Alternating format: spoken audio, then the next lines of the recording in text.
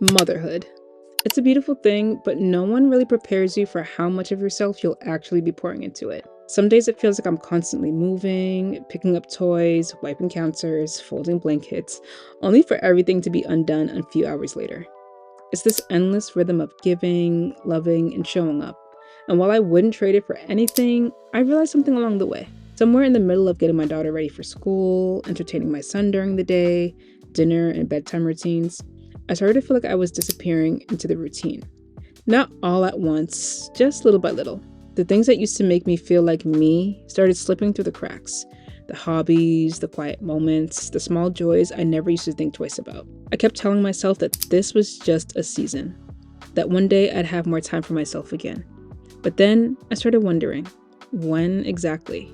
When the kids are older, when the house is quieter, how many more years was I willing to wait before I started showing up for myself again? I think as moms, we get so used to making sure everyone else is okay that we forget to check in with ourselves. And the truth is, I didn't even realize how much I had neglected myself until I started making space for small things again. So I stopped waiting, and I started small. At first, it almost felt silly taking a longer shower, doing my skincare routine without rushing, wearing perfume just because, but something shifted. Those tiny moments, the ones I almost ignored, started to remind me of something important. I still exist outside of motherhood. I started paying more attention to the things that made me feel good. The way my favorite moisturizer melted into my skin, the way a scent I love can completely shift my mood. It wasn't about escaping my life, it was more so about making space for myself within it. And the more I allowed myself to enjoy these small moments, the more I realized that I deserved them. Not because I finished all the laundry, not because I checked everything off my to-do list, but simply because I matter. And it wasn't just about self-care. It was about remembering that I'm a person outside of what I do for others, that I can be a great mom and still have parts of me that are just for me. And that's something I really want to talk about, because I know I'm not the only one who's felt like this. So let's sit down and talk about it. Motherhood is amazing, but it can be overwhelming, especially when you don't know who you are anymore and you're losing your spark. I became a mom 7 years ago. I have two children now, and I've had to go through it twice. And maybe you have more kids or less, or maybe you're a new mom, a seasoned mom. Whatever stage of motherhood you're in, I think we can all agree that we have lost our way sometimes. It's hard to find who we really are because we're coming from just not having children at all to now having to take care of someone else, and we don't know how to take care of ourselves anymore. I was definitely there. I felt like I didn't have a sense of style anymore. I didn't know what to wear anymore. I really didn't know who I was. And there's just something about motherhood that just changes you for the better, of course. Motherhood is definitely amazing, but it changes you. Your hormones are different. The way you see the world is different. Everything is different. And so here you are with a blank slate and you don't know how to find your spark. So I just want to talk a little bit about how I found mine, and I hope it's encouraging to you. So again, my daughter is turning 7 this year. I have a 4-year-old as well. I have two kids, and finding my spark meant finding something for me during the day. And that really did take time. I had to really set some non-negotiables and say, okay, no matter what my day is looking like, these are the things that I have to do to remain sane, to feel like me again. And I really want you to start there, is to have some non-negotiables that you need to have, no matter how hectic your day is, no matter what your day looks like. These are the things you need to do during your day. And for me, it's doing my skincare routine. I really don't care what's going on. Like after I put my daughter on the bus, my son, he's still here at home with me. After I make him breakfast, I'm like, okay, I'm going up, I'm taking a shower, I'm going to, wash my face. I'm taking a long shower and I am washing my face. I'm doing my skincare routine because that makes me feel like me. I really love doing my skincare routine. That is something that I have to do.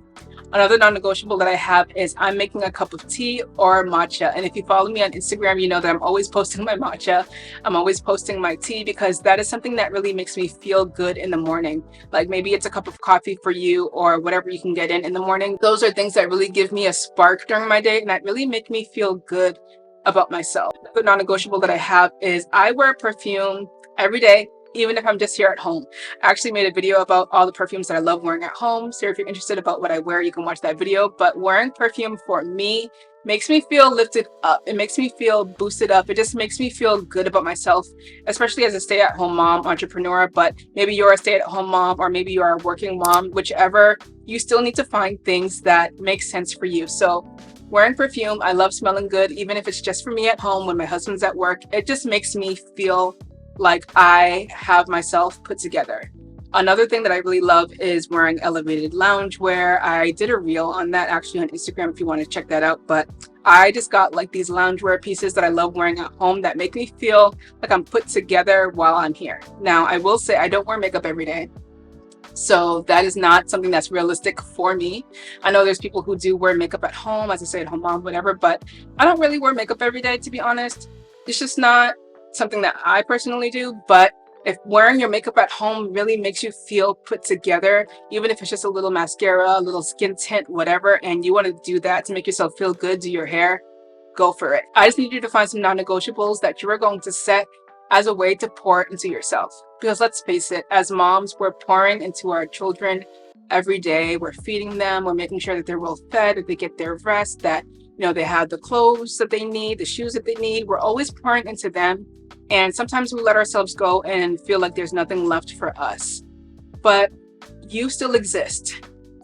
You're not a shadow. You're not hidden in the world, or you're not hidden behind motherhood. You're you. And you are still existent in this world. And there's new hobbies to find, new things that you can really indulge in to really make yourself feel like you again. I love reading books. I love playing with my Nintendo Switch. I love, doing things that my inner child loves, like coloring and drawing. I love all of those things. And I honestly love my children seeing me do those things. They love seeing me color and they want to join in. Or if I'm playing my Switch, they like seeing me playing my game, and sometimes we'll play games together. Or if I'm reading my book, they might sit down and read with me as well. Or I don't know, it just really shows my kids that I have a life too. And I want them to remember that I always did things that were fun for me while they did things that were fun for them. I want them to see me happy.